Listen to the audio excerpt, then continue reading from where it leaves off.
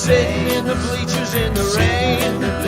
We've shed a million tears and drank as many old style beers out at the game. Let's go Cubbies on Ranto with Michael, Son Ranto and Crawlys, Son Ranto and the lovable losers. Son Ranto with Michael, Son Ranto and Crawlys, Son Ranto and the lovable losers. Son Ranto.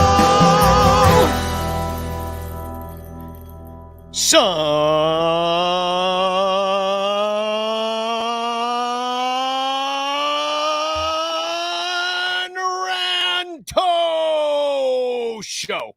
Hey, how's it going? I'm Danny Rocket. This is the Son Ranto Show. We're going to talk about some Cubs in this way too soon off season for our beloved boys up north. We got Crawley in the house, and we don't know where the fuck Michael Cotton is. We were listening. Listen, we were just texting with him. He's like, 7, right? And I'm like, yeah, 7. And apparently he doesn't know what 7 means. But welcome. We got oh, here he is. Finally, here he goes. Let's let him in. Yeah, dude, I took your job. You're no longer the guy that yells Son Ranto. Are we already started? Yeah, we're started. God damn it. What does 7 o'clock mean, Michael? 7 I know, it's 7:01. I thought you were starting to think it 7:01. I don't know. Oh, yeah, 7 means 7:01. Yeah, I'll keep that in mind. I thought no, you know what? You actually did say that you were gonna start the thing a minute before and then go right at 7. I totally screwed that up. Well, my computer, my wife was working. My wife, she had to use the computer today, and all of a sudden it's time to go, and I'm plugging in everything and trying to get everything to work. So yeah. Sorry about that. That's all on me. I apologize to the listeners for ruining the show. Exactly. We got a lot going on tonight, though. Yeah, we do. We got only an hour to get through it. So let me tell you what's happening tonight. We're going to take a look, as you can see behind. That's the new Crawlys Clubhouse, and it's nearing completion. We're all really excited. He's going to give us a little bit of a tour, and we're going to have a conversation with our friend Bill Watts, who's going to come in and let us know. First of all, he's a very talented woodworking artist. He's done a lot of work, including for the piece behind Crawley's head right now, and done a lot of work. The one that's actually Crawley. He's looking very angelic right now because of that. Yeah, piece. He is. You look like you got a halo. He's got like the halo. He's got that halo behind his head. Well, I knew he'd become, somewhat more religious once his Cubs cave got done. So we're going to take a look at what Crawley's got for us at the beginning of the show. We got Bill Watts coming in, tell us all about Fly the Wood art.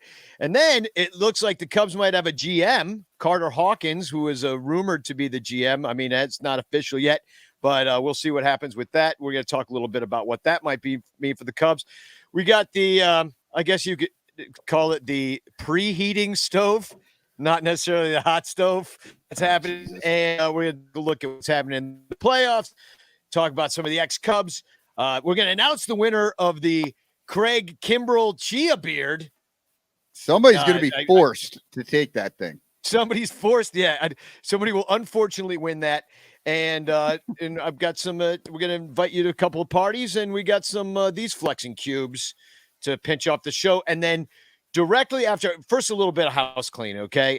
We had a meeting yesterday, me, Crawley, Michael. We talked about like how we want to do things like going forward. And one thing that we decided to kind of do is we're going to go almost exclusively on YouTube. Right now we're streaming on Twitter. Right now we're streaming on Facebook. But we're not going to do that in about a month. We're going to give everybody a month to like kind of catch up to that. And then we're going to exclusively be going on YouTube. So here's our new channel. It's the Son Ranto Show channel. I just dropped the link in the chat. Follow it. We have 77 subscribers. We need 1,000. And then we can try to like monetize the channel and do all the cool things that YouTube lets you do. But that's what we're going to try to do. It's a great way for us to keep track of who's watching us and who's listening and all that stuff. So please follow us. And we're going to be doing this every Thursday at 7 o'clock. And then we're doing our Green Room show, which is the interactive conversation we have with you on Spotify Green Room app. We're going to be doing that directly after at 8 o'clock. So if you would download the Spotify Green Room app. You can get it for Android. You can get it for iPhone. You can put it on your iPad. I know that's how Michael does it. So it's spotify.com/US or /US/Green Room. So check that out and join us directly at 8:00 in 55 minutes. So, and anyway, thanks for tuning in, everybody. Nice to have you here, even though the Cubs aren't playing in the playoffs. Without further ado, Crawley, tell us all about what's going on with your Cubs cave. Yeah.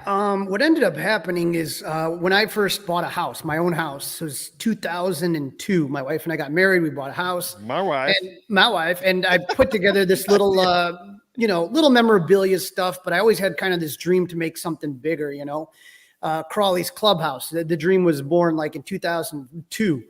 And we moved from that house in 2007 to our current house. And so, having kids and life changing and shit going on, it just didn't work out. That all my memorabilia that I always show off on everything on Twitter and stuff has been stuck in storage.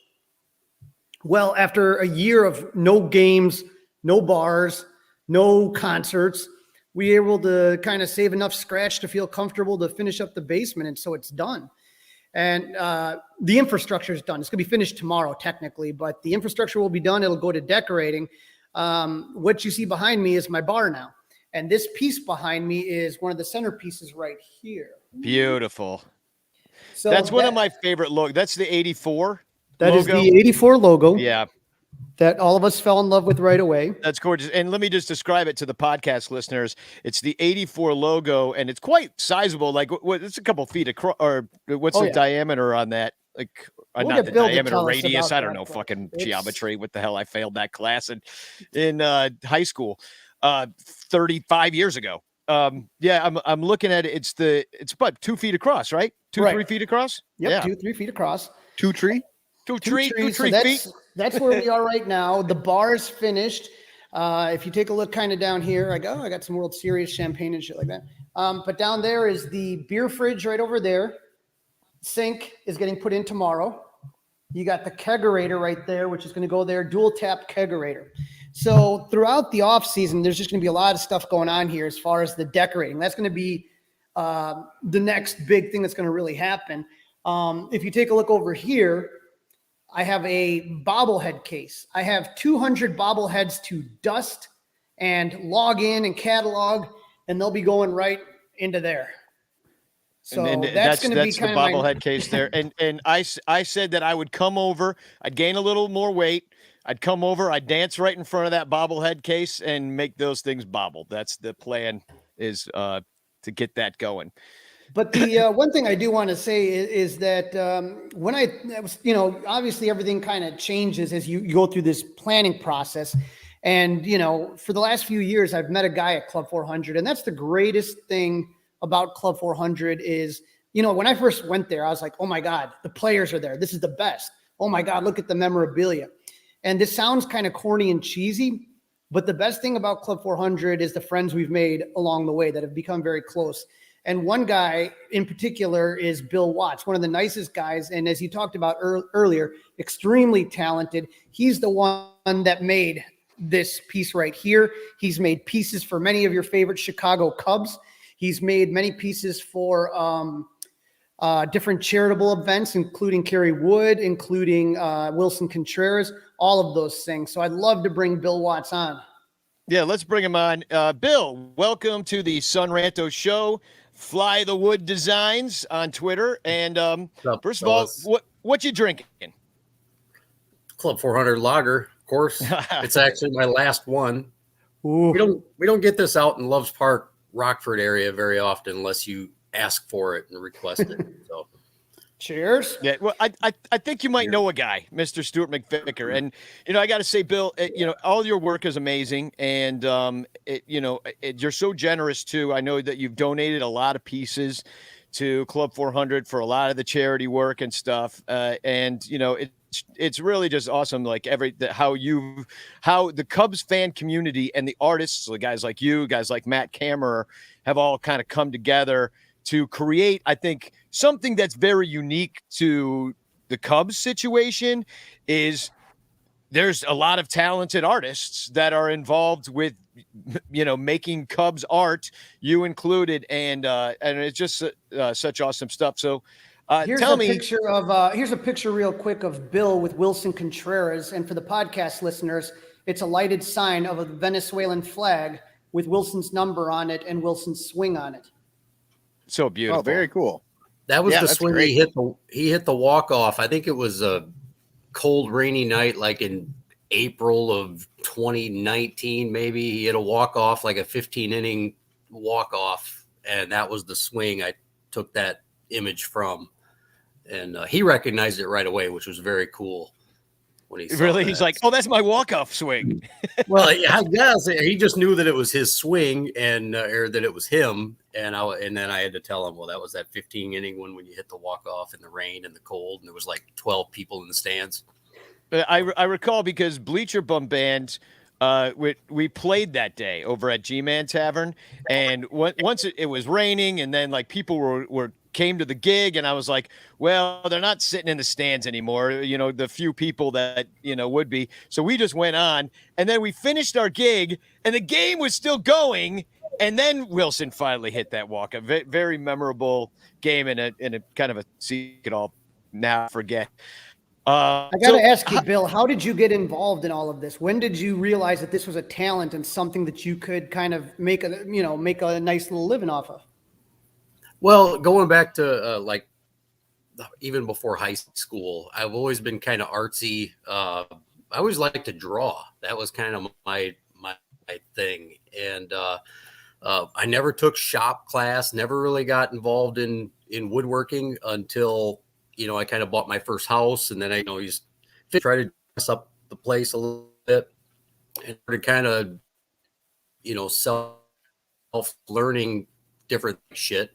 But I got better and better at it. So early 2016, a buddy of mine, a lifelong friend, Todd Helms, who's living in Chicago, and he was at a bar, and he saw a wooden W flag.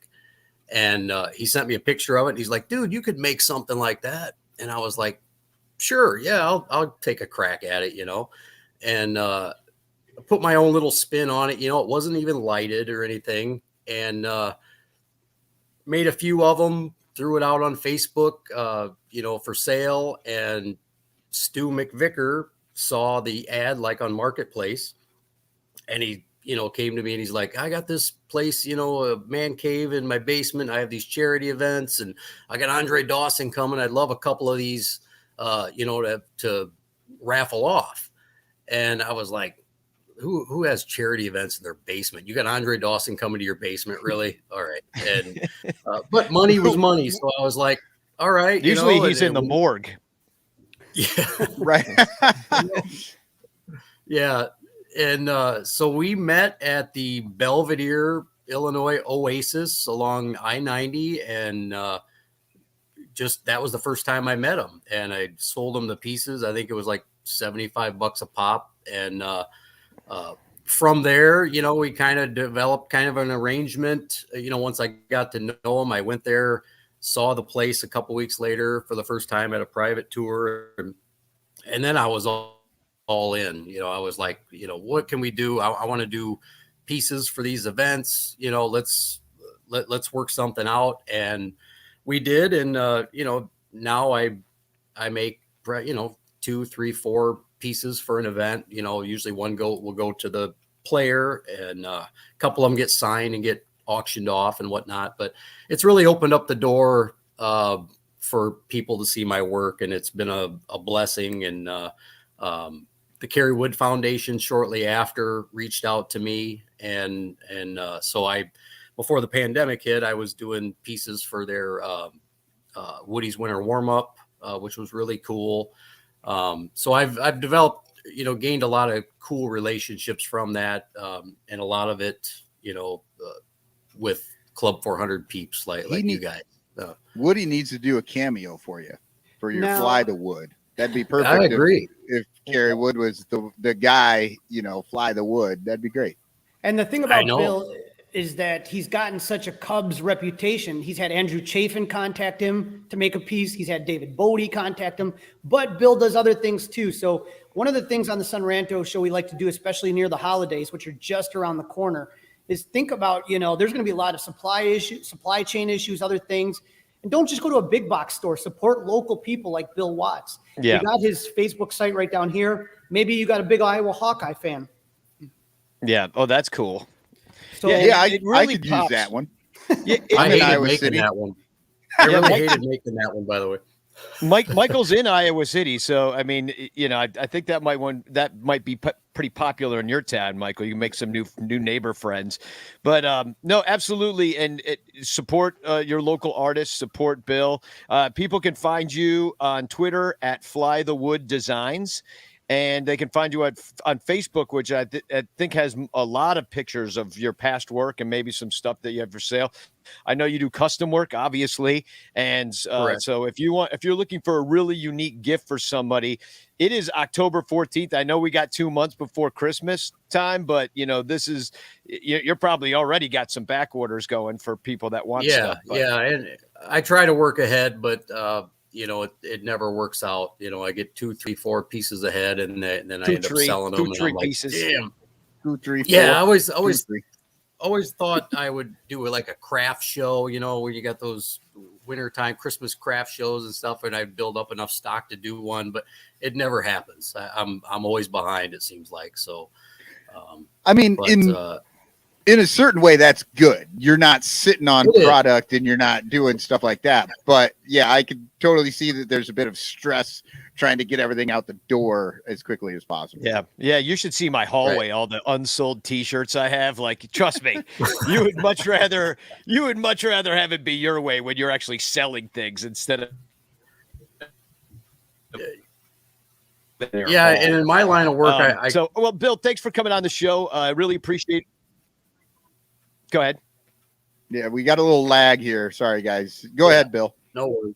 Oh, I was just going to say, in my line of work, unfortunately, I can't make something and then do 1,000 prints of it and bank off of that. Every piece is made by hand and every piece is unique. And I do it all myself. So do you have children? I do. Your children, put them to work. Put them to work and just, you're going to show them. Oh, it's my buddy Mason. What's up, Mason? Buddy. Mason, you need to get in there with Dad. He needs another set of hands to get those things done. He likes running the nail gun, but he's quality control department has to step in, with him quite a bit. And he's just not up to my quality standards yet. Well, it's good to see you guys. And I'll see you on next weekend, Bill. Yes. Yeah. I'm for the Club 400 event. Yeah. Matt Caesar, another great artist, is going to be out there. I know this Club 400 is just turned into just a place to showcase all these different types of artists, and everybody's got their niche too. It's just really cool. Really cool. All right, Bill. That we have that platform thank you for this, to do that. Thank you for this beautiful piece right here, and I'm looking forward to seeing you guys out there next weekend. Yep. Buy his shit. You're welcome. Thank you, guys. Thanks for having me on. All right. Thanks, Bill. Appreciate it. Check you later. Man, his stuff is awesome. I just love, like, you see behind me all the Matt Kammer art. I know that he's been looking, like, check out his Etsy store. Tons of original stuff there too, and another artist that you could support. The original Christmas stuff. Support your local Cubs fan artist this Christmas. Speaking of Cubs support, looks like Cubs might have actually, after over a year now, finally have a GM. Carter Hawkins from, it's not official, but it looks like Carter Hawkins from the Cleveland Guardians / Spiders / Indians, 37 years old, 14 years in Cleveland, last 5 as assistant GM, has been in the organization since 2008 as an advanced scouting intern. And then he was a full-time professional scout. Then he became assistant director of player development, which he had for 4 seasons. Then he became the director of player development. So he's done a lot in Cleveland. He's worn a lot of different hats. He's a young guy. What's your initial reaction on Carter Hawkins, Well, who and none he of us was have heard of before today? He was a player prior to that too, right? Minor Well, leagues. played for Vanderbilt, and I don't know if he did it. Did he play in the minors? Oh, you're right. He played college in College Vanderbilt, ball. but okay. So I was looking at a lot of names that were being thrown out there. Well, what's your first reaction about it? No, it's a good reaction, positive reaction, because is that he's the one thing that every one of the candidates have. They focused on player development, and we've talked about it on this show before. Is that we kind of felt like there was like some stunted development in the Cubs system. So the hope here is I'm just glad that they've obviously acknowledged that was something they were looking at, because Carter Hawkins wasn't the only candidate that had the player development background. So I think that it's a good move. Obviously Jed is not doing both things anymore. You got another set of eyes, a fresh set of eyes, and a guy that's had success developing pitching, which was also a big weakness in the Cubs system. What's interesting though is that, I mean, that's also like Jed was the last guy to have that job. So is this him sort of like letting everybody know I really sucked at the whole player development thing? So that's what we went with. Like, I mean, read between the lines there that he's replacing himself with somebody who's better at the job that he was supposed to be doing, hopefully.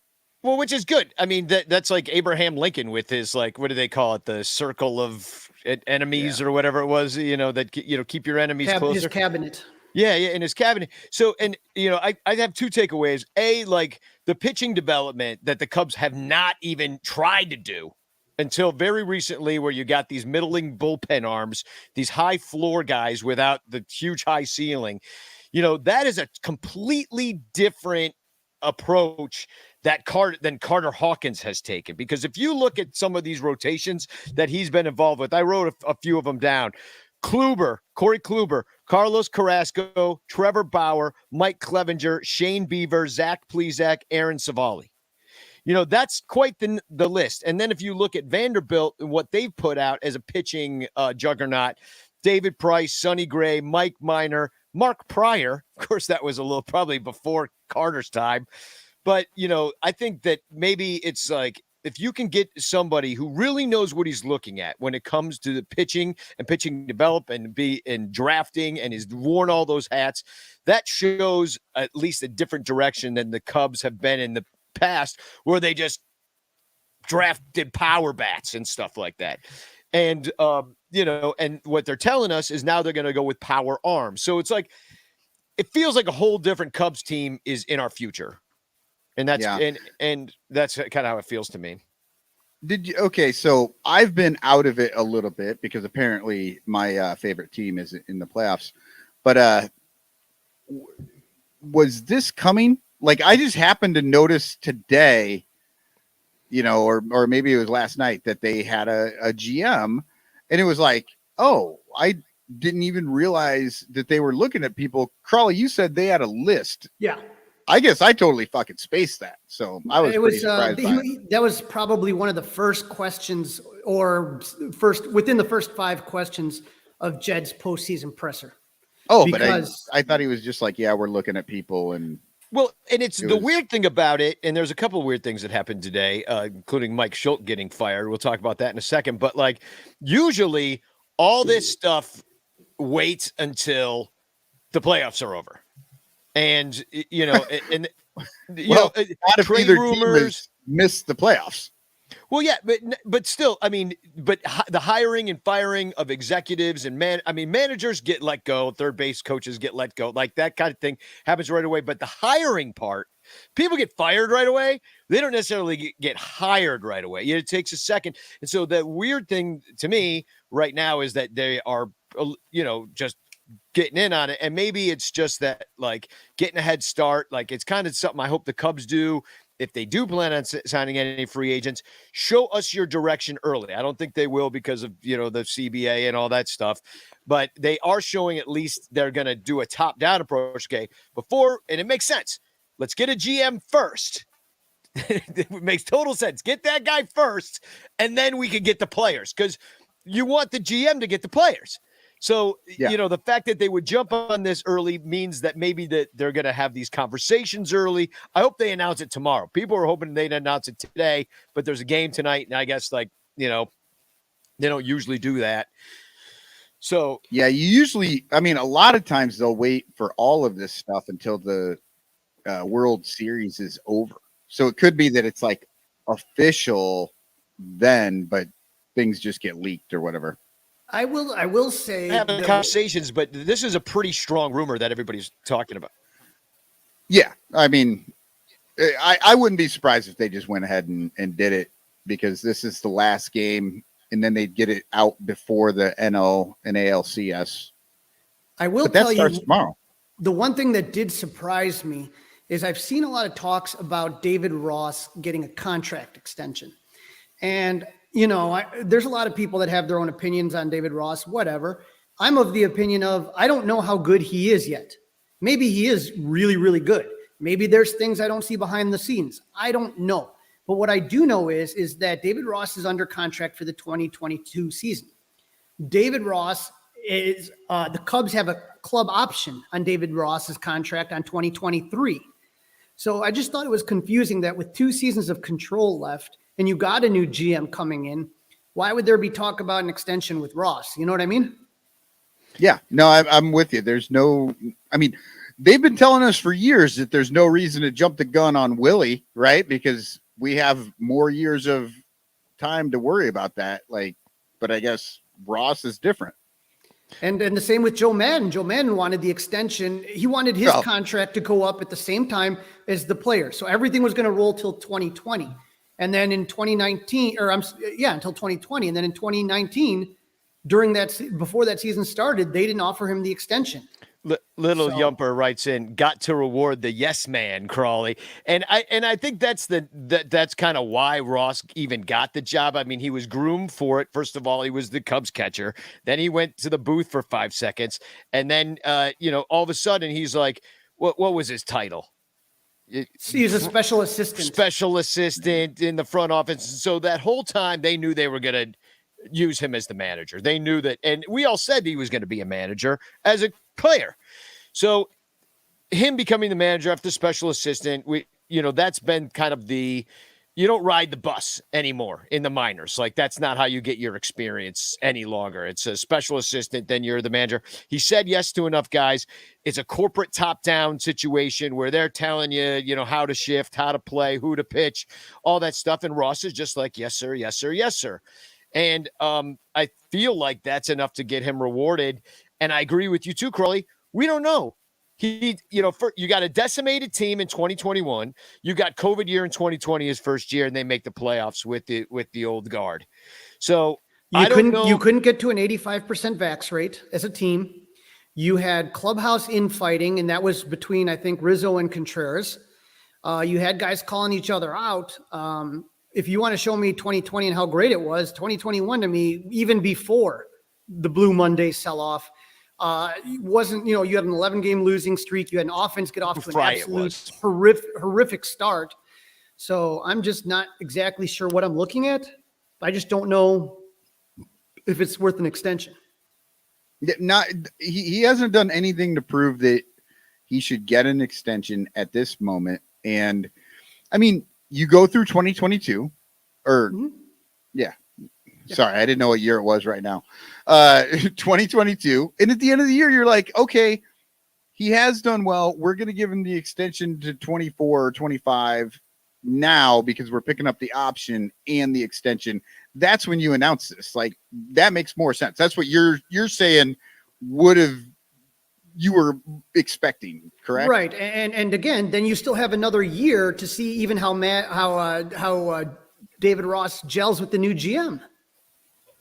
Oh God, what if they hate each other? Right. I mean, exactly. What if the GM comes in and he's like, fuck you, I didn't get my ring because of your ass hitting that fucking home run. Andrew Miller. Yeah. And then there's the weirdness of like the lame duck manager thing too, where, we kind of saw that, when you make guys play for it or perform for it, Ross is a pro, he can do it, but it just, he's not even talking about that. He still had another year that Yeah, he's still got a year. I don't see there's any reason to extend him till after the season is done. Like, you got to see how it's going to go. And maybe the GM, like, wouldn't he maybe want to bring in his own guy? Like, you know what I mean? Like, that's what you wonder. Usually the way it goes. So, and then the other. Here's the thing. Maybe they already talked to the guy, and the guy was like, I'm coming, but I want David Ross as my guy for another couple of years. They're like, fine, we'll fucking do that for you. I mean, that's spitball. That's who fucking knows. Out of my ass. But I think the truth is that none of us know if David Ross is a good manager yet. I think that is, and maybe the Cubs don't know either. It's kind of, it depends what kind of happens. I mean, he walked into a situation that was very much a done deal already in some respects. So, speaking of, I don't know, this is going to be a terrible segue. Speaking of done deals, it's not a done deals. But, David Ross lost dancing. Speaking of not done deals, actually, I saw the news. This dropped today. This was sent in to me by Dominic Galoro. The first I heard of it today, he sent me a Facebook message with a article about how Rob Manfred blasted Sinclair, who runs Marquee Network, for trying to do their own standalone streaming RSN situation where MLB has a different idea. And, maybe Rob Manfred for fucking once is actually doing something or has plans to do something, too little too late, in my opinion, but to have a standalone MLB streaming app where you wouldn't have to be tied into a TV channel or whatever it would be.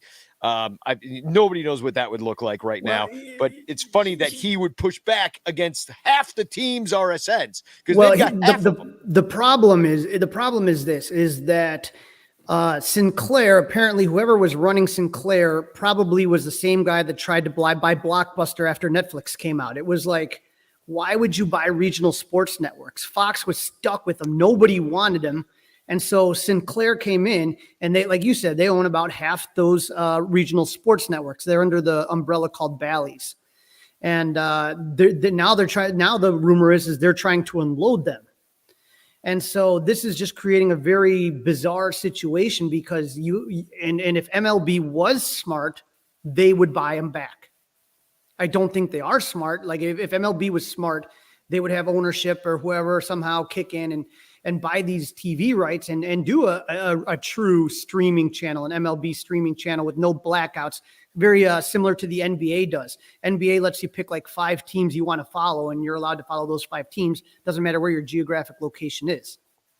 Yeah, and it's been a proven thing because basketball's eating baseball's lunch right now as far as popularity in the United States. So especially among the coveted youth demographic, because baseball's a bunch of old men like falling asleep in the 3rd inning. So.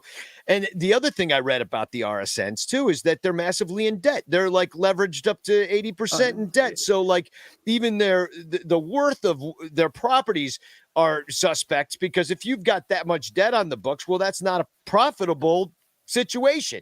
Now I get the fact that debt is cheap right now and you can borrow, a shit ton of money for 1%, but that doesn't mean that you're profitable. That's just fake money propping up your possibly failed business model.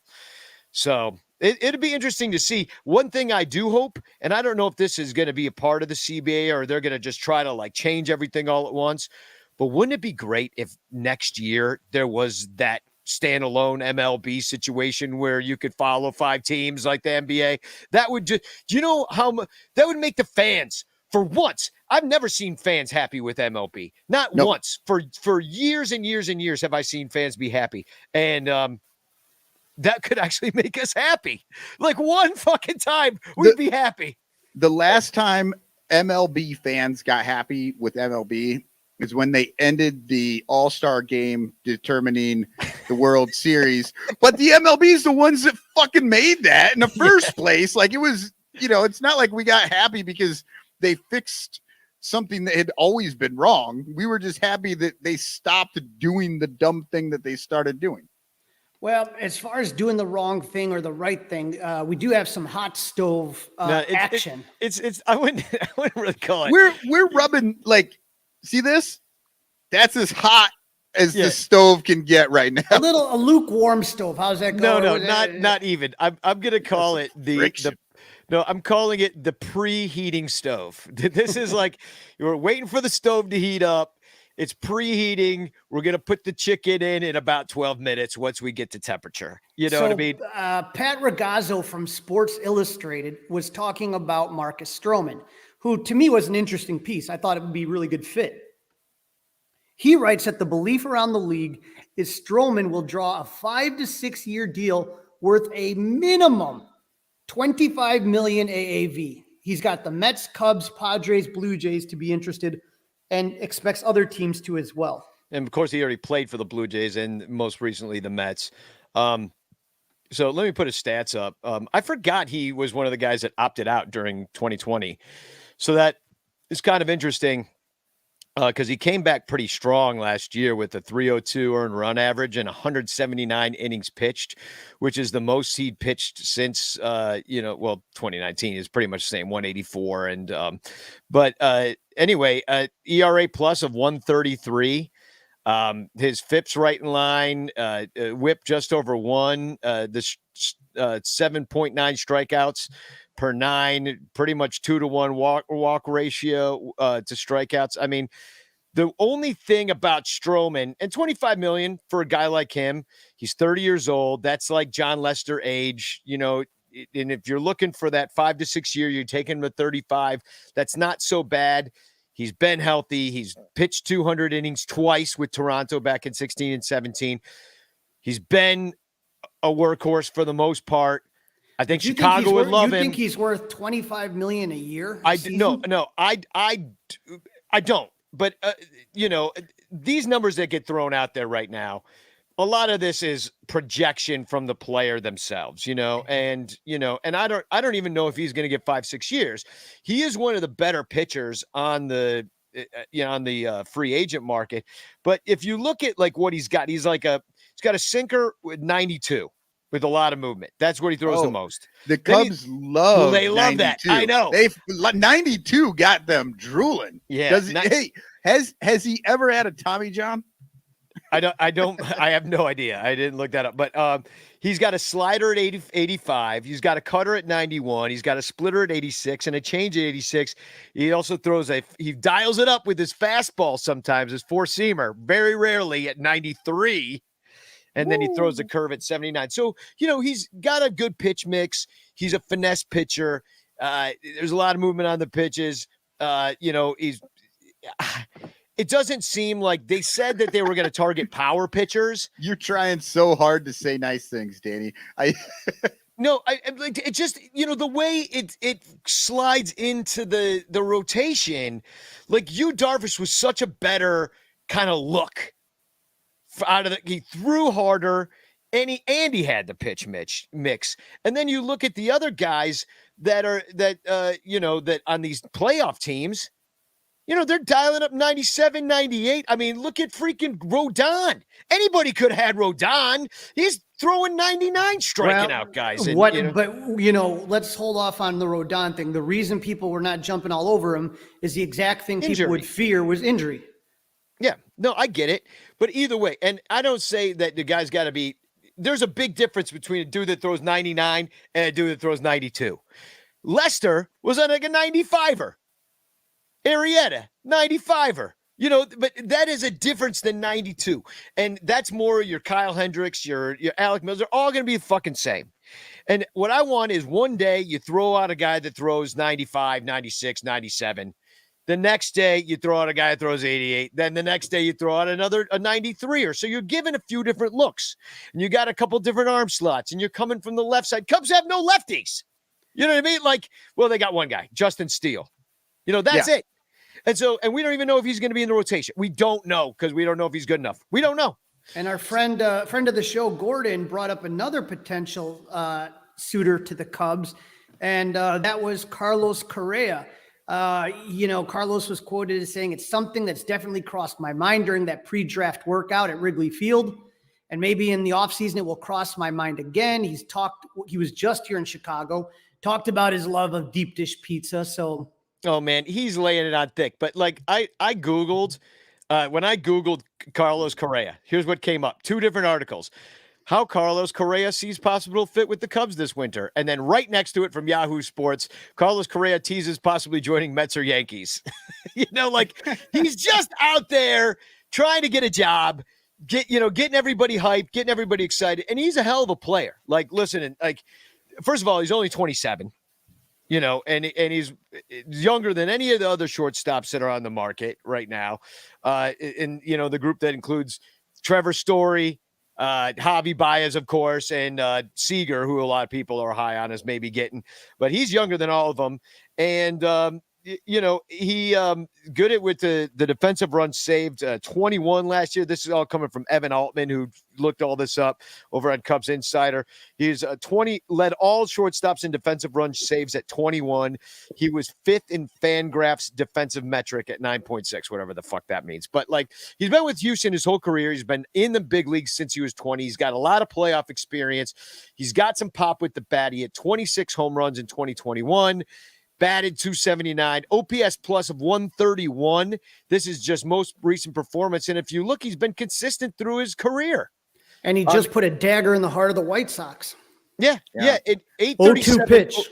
837 OPS throughout his career, 127 OPS plus throughout his career, a 356 on base percentage. You could see that playing maybe in the leadoff spot, although he's not really a base stealer. But, as long as you're getting on base, he had a 366 OBP just this year. It's even better than his lifetime mark. So when you talk about Correa, though, that's exactly the type of hitter that Jed's profiling, not just a power hitter, but a guy that makes contact.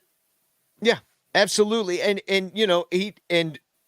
I'm not going to go out there and say he's a better defensive shortstop than Javier Baez is, but Correa is younger. And, it's going to play for 3-4 years before you're trying to think of, moving him over. Dominic writes in, don't want Correa. That interview turned me off to him. Of course, he was on that cheating Astros team. That kind of turned me off. I think what you're suggesting is the interview where he said that, who was it from Tepera. Ryan Tepera accused the Astros of cheating again. Oh, yeah. And Correa's came out and said, fuck him, pretty much. What's he supposed to say? I mean, I actually like a guy that's going to stand up for his team. I didn't like that part of it, the Tepera thing, but I did like the way Correa was talking. Correa sounded like a guy who's angling to be a manager someday, in that interview with Gordon. I thought, what did you guys think about the way that he was, talking about how he wants to help his teammates and stuff play better and do different To me, things? he has always been a leader. And, look, I'm not going to be the one that says he didn't cheat. All I know is from everything I've read about that scandal, which is a lot, is that Correa was one of the guys that didn't. Can I prove it? No. Does he deserve that stain for not sticking up? Yes. Yeah. But all I can tell you is he's your shoeless Joe, right? All I'm telling you is if you get a guy like this who can hit, who can get on base, who can play defense. And Danny, you were at the clinching game for the Houston the other day. He hit an 0-2 pitch, and he was talking about how the pitcher, it was Rodon, I believe, kept pounding his chest and yelling. And he said something to the effect was, I knew it was 0-2. I knew he was amped up about the crowd. I knew he wanted to blow it past me, shortened his swing, and he didn't clear all the bases, but he got a 2-run double. Yeah, and that was huge because that really kind of took the White Sox crowd out of it. And, hey, let's talk about the playoffs a little bit because I was lucky enough to go. I guess my takeaway, just final maybe word on Correa, I'd love it. I mean, I would love it. And then I just don't think, and this is, kind of something that I just saw in the chat, that this hot stove from Little Yumper talked by the media is setting up the fan base for that gut punch. And that is my ultimate feeling, as I don't think they're ready to spend on long-term contracts. I just don't think I think they're going to wait until these young guys are a little bit more seasoned in the minor leagues and that they're about ready to, that pipeline of hitters is about ready to come through. Because right now you need too much. You need 2 Stromans. You need 2 Correas, if not 3. So you know what? you need so much. You have to start somewhere. you have nothing but money. And again, the difference between this and all the Cubs teams that we grew up with is that the Cubs are invested in the surrounding area and the TV station. Before, they had one job, fill the stadium. That's all they had to do. Now they have a TV network that I'm sure they want to move on from Prevagen commercials and try to get up to Nike. So you cannot sit there and have Frank Schwindel be the face of this team. That's not good for advertising dollars. So it has changed the equation. The investments in the hotel, the bars, the restaurants, all that stuff, it makes a difference. I do not think that they're going to go crazy like drunken sailors, but trust me, it's not going to be the team on paper that you see now. Yeah. Well, they got to spend something, but well, let's get into some of these playoffs just real quick because we're running up against the clock here because we do have our Green Room show at 8:00 directly after, where you can download the Green Room app, talk to us, talk about what we talked about on the show tonight. I'd love to hear how people feel about Correa or maybe who you think the Cubs should sign. We'll talk for another hour after this is over. The playoffs, yeah, I was lucky enough to go. There was a rain out on Monday. So I was able to get somebody's ticket that didn't need it, and I was right behind the White Sox dugout. Great. I mean, those tickets are like $300 where I was sitting, and I just went for free. I live a charmed life, people. I really do live a charmed. But I'll tell you this much, the White Sox crowd, obviously excited, Sox in 5, everybody was believing in it. That crowd was pumped up. It's funny. It's like, I think I might have an easier time if I was like invited to a playoff game and it was like the Angels or something. I'd be like, yeah, root for the home team. Angels versus the Rangers or something. Like, I'd just go for the home team. It would be fine. In that Sox park, I felt like, have you ever been at like a funeral that like but you don't know like anybody in the family, like you're like, let's say your wife, you don't really know the family, or you go to support your cousin, you got to go to the funeral and you're talking, or a wedding, and you're just like, don't know anybody at the wedding. And it's just kind of awkward. Everybody's having fun. Everybody knows each other. You don't know anybody. You're just kind of talking to the weird cousin in the corner because you don't know what to do. That's how I felt at this White Sox game. It's just like, I could not cheer. The one home run, Sheets hit a home run, a solo shot, and everybody turns around, that I'm with. Hey, let's high five it. And I was like, okay. And I high five him, but I'm not into it, and it's so obvious. And I'm like, why did you bring me? Like, this is not, now I'm the weird guy that's here. I'm not into it. I'm just like eating sunflower seeds. And I must admit, man, I loved watching the Sox get knocked out. I had such a good time. I was silently, I did not root for the Astros. Fuck the Astros too. But like, I did not root for them, but I certainly didn't root for the White Sox. I just watched a baseball game, and it was very awkward. It was an awkward situation. And hilariously, I got on the Jumbotron. Yep. I'm putting up the picture. I wore a Chicago American Giants hat and shirt that said Comiskey Park because the Giants used to play at Comiskey. So I wore Negro Leagues gear, went in there. But, the people around were nice. But I'll say this much, man. Do you know how much I heard in line of them talking about the Cubs at their own playoff game? They can't, dude, rent free. It's always been that way. It will never not be that way, no matter how many people on Twitter want to do the let's all just get along bullshit. It'll always be that way. And if you didn't grow up in it, then you don't understand. I'm sorry. I can't explain it better for people.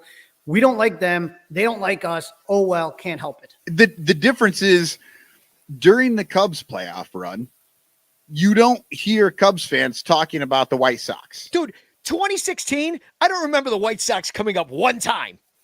Not once. We have they might as well be the freaking Texas Rangers for all we care. By the time we're watching our own playoff team, dude, I heard homophobic comments about the troughs. About, oh, there I am holding my Johnson. I got to look in some guy's eyes. I'm like, first of all, that doesn't happen. You know what I mean? Well, no. You hold your Johnson. It could totally happen, Danny. But it's not because somebody's right across from you. It's because you're purposefully turning to look at the guy next to you. Yeah. Hey, buddy. Yeah, but just don't look down. Then you're all right. But, so I heard that. I heard a lot of like Craig Kimbrell hatred. Send him back to the Cubs. Because, And I'm like, blame Tony La Russa, which a lot of them do. I know my friend Lauren, who I went to the game with, he goes, La Russa doesn't believe in the shift. Like La Russa, he's like, nope, set it here, shortstop position's there. And they had Tim Anderson playing in the grass. They had dudes getting on left and right. They had a misplay in the outfield, balls falling in. Dude, I do blame a lot of La Russa for the White Sox loss, and the White Sox fans should too. They misused Craig Kimbrell. We gave him an awesome closer, and they turned him into dog shit. It was amazing.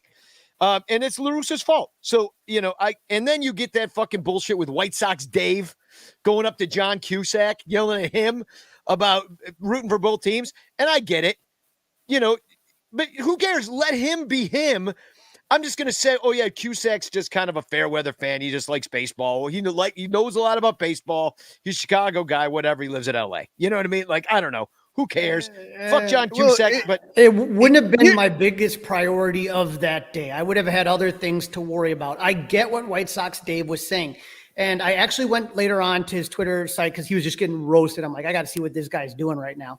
And he tried to make like another video where he's like, well, maybe this, maybe that. But the point that he was making and understood was when the Cubs were winning in 2016, 2017, I actually have a picture of John Cusack at the Cubs World Series parade, like backstage and all this shit. Okay. And so he wasn't at Sox Park when they were going through the rebuild. And that was, I think, his bigger point is that for those of us that sat there through 2010 to 2015, 14, when the Cubs were dog shit, and then all of a sudden 2015 and 16 happened and everyone jumps on, it's kind of like, where were you when they sucked? And so for the White Sox fans, it's the same thing. No, I 100% disagree. I said it back then. I said, fine, you're fucking bandwagon, jump on. Ride with us. That's fine. Because if you fucking bring people in when they're good, they'll stay. They'll stick around or they won't. But who fucking cares? It's not our goddamn job to fucking gatekeep who gets to cheer for our team. Let people fucking have a good time. If and I'm sorry, Cusack, the dude, he was in 8 Men Out. He has a relationship with the actual fucking team. Yeah. And if you go outside of all of the assholes like us, players don't give a shit. Players fucking don't have favorite teams. None of them do. They have favorite players. They have favorite players and shit. So let them fucking do whatever they want. And this is just one of those dumb shits. It strikes me the same as people who don't like when you put the toilet paper on the roll the wrong way. Well, let's continue this on the Green Room app because I bet you a lot of people will have a lot to say. Yeah, hold on. I did want to point out though, unfortunately, I believe the Cubs have lost in the playoffs to the Marlins. My MLB app still has last year's fucking playoffs in it. Hilarious. All the way through the fucking World Series. This is the shittiest fucking app I've ever seen in my life. How do you still have 2020 playoffs on it? Yeah. I have no idea. Yeah. So there is a lot of Cubs still in the postseason or have been. One thing though, I got one thing to bring up though before. Look at this bullshit. And one more thing about the White Sox.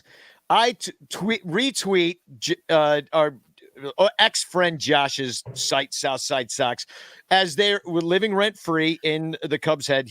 They cheered a fly ball at the Houston Astros cheered a fly ball, and Southside Sox's very wriggly reaction to that flare from Tucker. And so they thought it was a home run, whatever, in Houston Astrodome. I said Cubs living rent-free, blocked by Southside Sox. So, dude, those guys, they're now called Soft Side Sox, soft as fuck. And I also want to thank everybody for who donated to Levante. We sent him to the game on Tuesday with his son. He took this picture. So thank you for everybody that did that. He had a good time, even though they lost, created some memories with his son. But yeah, let's talk about the other Cubs. Who are you going for? So there are other Cubs. There are other Cubs in the postseason. Jock Peterson has been on a pinch hit tear. He just had a 3-run home run using Anthony Rizzo's bat. He took one of Anthony Rizzo's bats with him, and he's been hitting home runs with it. It's kind of like the Matt Caesar that occurred in 2016 when Rizzo used his bat. You had Kyle Schwarber in Boston, absolutely kind of butchered a play at first and then made a routine play and then acted like he won the World Series, which everybody loved it and laughed at that one. They love him there. He's, Lyle is a huge Red Sox fan, used to always say that, Schwarber would be great on the Red Sox. And they love him. They should resign him, to be honest. They should. They already love him. You had a Kendall Graveman and Martin Maldonado on the Astros. That was a Cubs pitcher and catcher. Remember, Graveman got let go so that they could get Cole Hamel. And Martin Maldonado was a catcher for the Cubs. And then tonight, the game's already started, I believe, or is about to start. Chris Bryant's going in San Francisco along with Tommy La Stella. Yeah. And Jorge Soler too. Speaking of ex-Cubs, he's got COVID. But he's got COVID. So God, he's gonna miss. That dude just has the worst trouble with injury, and then he gets to the playoffs and gets COVID. And I don't know if he was vaccinated or not, but he hopefully he is and doesn't catch a good case and a bad case and come back. Who do you guys like? Are you enjoying watching these ex-Cubs or no? Yeah, it's fine. I'm at Boston because fuck the Astros is really the only reason. And I guess Atlanta. I don't fucking know. I hate Atlanta's sort of deal, but yeah, I can't take the fucking racist chop. Yeah, I can't. I just thought about that too. But fucking Giants. I love Giants. Who cares? I love Schwarber and I love Bryant. So either one of those guys watching Schwarber versus Bryant. That's kind of my dream World Series. Although it's nice to have a team in it that you hate, so that you can go against them. So maybe it's better if only one of the teams you like the Red Sox or the Giants, come in. And if the Red Sox do come in, we got to have Lyle back on the show because he's going to be shitting bricks, and they'll talk all about that. Maybe do a little World Series or maybe even ALCS. So I am in the middle of that. I am super happy that the fucking Rays got knocked out because fuck the Rays. Oh my God. Could anybody get their knob slobbed as much as the fucking Rays did this postseason and last year? It's like they lost the fucking World Series because they fucking don't know how to run their team. And then this year, they make it, but they lose in the division series. They're not the greatest fucking team in the world. They are working with bullshit, no money, and they're doing the best they can. Great for them. But that is not the fucking greatest team. Quit acting like they are. They're fucking hanging on, by the fingernails. Trying to get through this shit. Speaking about fingernails, Craig Kimbrell is supposedly going to be traded. And not only is he going to be traded, his Chia head is going to be given away tonight. The Craig Kimbrell Chia head for the scavenger hunt for Son Ranto. I did a random name picker, and I put all the names in. Thank you to everybody that joined the scavenger hunt. That was a lot of fun. We're definitely going to do more of that next year. But the winner, and you guys are going to love this, Bill Sugas won. Bill Sugas, congratulations. You've won a Craig Chia mold beard thing. Congratulations. I want Bill to grow a beard along with Craig. What is this? What is this bleacher? What is this Bleacher Mob Radio? Out of curiosity, I don't know. Bleacher Mob Radio. They were just one of the people that joined the scavenger hunt. Nice. They went for it, and I didn't know who they were. I was just going to contact them on Twitter. Speaking of Twitter, Son Ranto Show has a new Twitter that we're going to try to utilize a lot more than we did before. So I'm going to drop a link. It's just Son Ranto Show, SonRantoShow. Also, the Bleacher Bum Band. We're going to get that Twitter going a little bit. We had a meeting with those guys looking to put our best foot forward next year. We're already asking G-Man about when our show should be and stuff. And I also got a couple links to drop about, we got Ronnie Woo-Woo's birthday, Saturday, October 30th, Cubby Bear. And that's going to be from 6 to 9 p.m. Nice. And I'm dropping a link for that in the chat. That's a party. Please RSVP for that so I can let Ronnie's handler know all about it. And Cubs caroling. That's going to be December the 11th. And I'm dropping a link to that in the chat. Of course, next week we're going to do our famous Cubs grades show. That's going to come I can't wait. Yeah, it's going to be awesome. Cubs grades next week. We'll go through the 2021 season. So let's pinch this one off. Then we'll go over on the green room map. We're just over. I got it. My only TFC that I have is this one. Right after the Astros clinched the ALDS, I tweeted out a picture of me like looking like that girl with like the flames in the background and the Astros celebrating on the field. And then I've got a shit-eating grin on my face. And I tweeted out, my work here is done, #Cubs. And it got a hell of a lot of action on Twitter. And Bill Johnson, Cubs, said to me, get a job. Which he's right. He's right. I should get a real job, which is why we're trying to keep the show to an hour. Michael, you got one? I got one, and it's Mike Schilt is out as manager of the St. Louis Cardinals. Sources tell ESPN. That's Jeff Passan's tweet. And Braves Bunsen says Mike did a Shilty job and got Schilt canned. And I just enjoyed that a lot. Good stuff. So Danny, why don't you start the Green Room page and I will finish up here. You can follow us on Green Room, and we'd love to talk to you and have your opinion. And I think this is a topic that Michael and I are not done talking about. Follow Son Ranto Show. But this is my TFC right now is about John Cusack. Cubs no hit streak. My heart goes out to John Cusack, who only has 6 teams left to cheer for this season. Okay, that's funny as shit, though. That is excellent. So definitely we'd love your opinions on the show. Can you just jump on bandwagons, or maybe you got to pick a lane? I don't know, but we can talk about it on Green Room. We'd love to hear from you all. Yeah, absolutely. So follow Son Ranto Show on the Green Room app if you don't already. And I'm going live right now, so you'll be able to find it on here eventually. And we'll wait for a few people to get into that room. In the meantime, why don't we finish off this show with a little Blue Friday, the brand new song from me. That's sad. So here we go. Spagog, everybody. We'll see you over on Green Room. All right, Spagog. Spagog.